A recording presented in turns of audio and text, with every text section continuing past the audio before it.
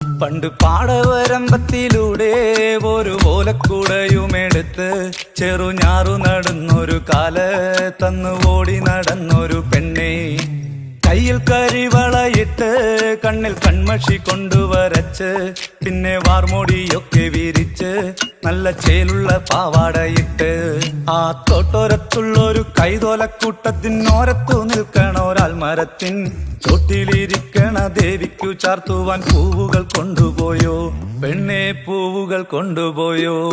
പണ്ട് പാടവരമ്പത്തിലൂടെ ഒരു ഓലക്കുടയുമെടുത്ത് ചെറുഞാറു നടന്നൊരു കാല് തന്നു ഓടി നടന്നൊരു പെണ്ണെ. കയ്യിൽ കരിവളയിട്ട് കണ്ണിൽ കൺമഷി കൊണ്ടുവരച്ച് പിന്നെ വാർമോടിയൊക്കെ വിരിച്ച് നല്ല ചേലുള്ള പാവാടയിട്ട്